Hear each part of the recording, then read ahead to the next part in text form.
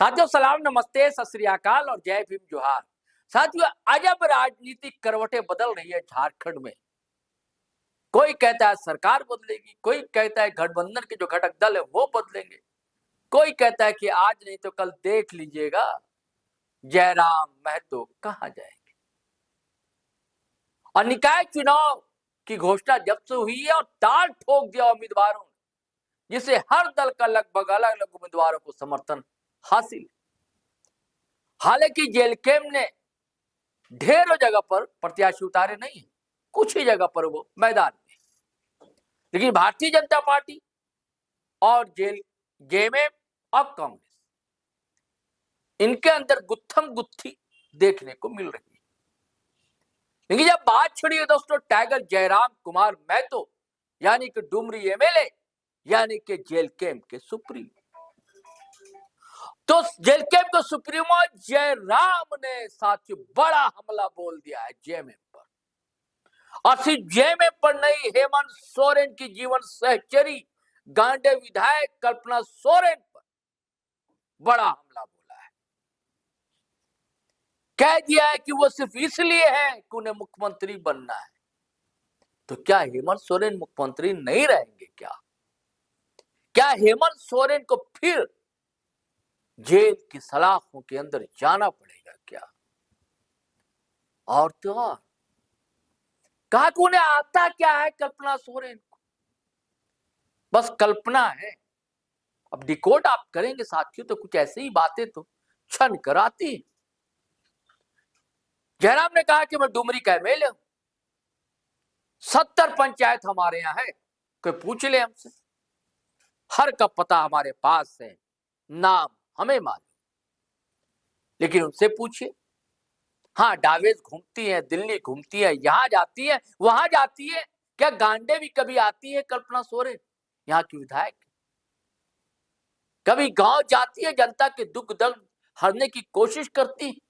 ऐसी ऐसी बातें कही है कि ये धारणा तो बिल्कुल निरस्त हो जाती है कि टाइगर जयराम महतो या जेलकेम का कोई अंदर खाने कुछ गुपचुप रिश्ता तो नहीं चल रहा है जेएमएम के साथ। क्योंकि बीच बीच में ऐसी खबरें आती रहती है दोस्तों, कभी आती है कि भाजपा की तरफ है, कभी आती है कि जेएमएम की तरफ है, लेकिन वो गियर बदलते तो रहते हैं। लेकिन अगर मूल स्वर देखिएगा उनका, तो मूल स्वर उनका होता है जनता के लिए, जनता के द्वारा चुना गया प्रतिनिधि। तो यही उनकी मंशा रहती कि मैं जनता की बात करूं, जनता जनार्दन की बात करूं। और आज भी जनता के बीच वो मौजूद थे जहां ये जो सारी बातें उन्होंने कही हैं। तो मैं चाहता हूं सीधे दोस्तों कि मैं क्या भूमिका बांधूं, आप खुद सुनिए कि जयराम महतो ने आखिर कहा क्या है, जिसको लेकर हंगामा सा मचा हुआ है। जेएमएम के अंदर तो मत पूछिए क्या हाहाकार है। तो सुनिए जयराम ने कहा क्या। क्या पूरे 5 साल में तो किसी 5 पंचायत को नाम भी बता पाएंगे कहाँ है? पूरे 5 सालों में क्या वो किसी 5 पंचायत को बता देंगे कि हाँ ये पंचायत इस गांव के बगल में है, इसके पूरब में ये है, इसके पश्चिम में ये है? हम मानते हैं वो केवल और केवल सीएम बैकअप है कि यदि मुख्यमंत्री फिर भीतर जाए तो उनको सीएम बनाया जाए। उसके लिए गांडे को क्यों खराब किया जाए भाई? दूसरा कोई देखिए, दिल में ठीक है आप उनके समर्थक हैं, आपने उनको वोट दिया है, लेकिन दिल में हाथ रख कर कहिए उनका और क्या कार्य है? वो रांची में बड़े बड़े सेलिब्रिटी से मिल रहे हैं, वो रांची में बड़े बड़े नेशनल कार्यक्रम के इवेंट में जा रही है, विदेश में घूम रहा है, विदेशों में जा रही है। गांधी हम पूरे विश्वास के साथ कह रहे हैं कि 5 साल में उनको केवल 5 पंचायत का नाम पूछेगा और उसका चौहद्दी पूछेगा ये पंचायत कहाँ कहाँ है। मैं भी नया विधायक बना, मेरे विधानसभा में 70 पंचायत है, मैं 17 पंचायत का नाम गिना सकता हूँ। मेरे विधानसभा में 70 पंचायत है, मैं 17 पंचायत का आपको नाम गिना सकता हूँ, उनका पड़ोसी पंचायत का नाम गिना सकता हूँ, उनके दाएं कौन है, उनके बाएं कौन है, कौन सा रास्ता किस गांव को जोड़ता है, यह सड़क घुस के कहाँ निकलता है, मैं आपको बता सकता हूँ। और बिल्कुल एक जनप्रतिनिधि जो जनता के सुख में दुख में, खासकर सुख में रहे या ना रहे, दुख में खड़ा होना चाहिए। लेकिन वो तो भाई गांडे आपका है, मत आपका है, चुना आपने है, भविष्य आपका है, तय आपको करना है। कि आपके पास इसी बात की तसल्ली है कि हाँ जिस दिन सीएम नहीं रहेंगे वो सीएम बनेंगे। हाँ ये है सही। या फिर आपको जनप्रतिनिधि भी चाहिए जो आपके मुद्दों को लेकर आपके साथ बैठे, आप दुख में हो आपको कांधा दे, आपको हौसला दे, आपको सांत्वना दे, आपकी समस्याओं में आपके बीच खड़ा रहे। ये भी आपको तय करना है। ये मैं आप पर छोड़ देता हूँ। गांडे आपका है, गांडे का भविष्य आपके हाथों में है, गांडे की तकदीर आपके हाथों में। कहा करते थे कि भारत के नौजवानों को फुटबॉल खेलना चाहिए, क्योंकि आप कहेंगे कि क्रिकेट का खेल है, मैं फुटबॉल की बात कर रहा हूँ। उस समय क्रिकेट नहीं था, उस समय फुटबॉल था, तो आप क्रिकेट को भी ऐड कर लें। विवेकानंद जी कहते थे कि भारत के नौजवानों तुम्हें फुटबॉल, आप क्रिकेट को भी ऐड कर लीजिए, खेलना चाहिए। क्यों कहते थे ऐसा? तो उनका मानना था कि भारत देश जो विभिन्न विभिन्न जातियों में बटा हुआ, विभिन्न विभिन्न धर्मों में बटा हुआ, विभिन्न विभिन्न भाषाओं में बटा हुआ, ऐसे देश के नौजवानों को कोई अगर एक कर सकता है तो खेल का मैदान कर सकता है। कैसे एक कर सकता है?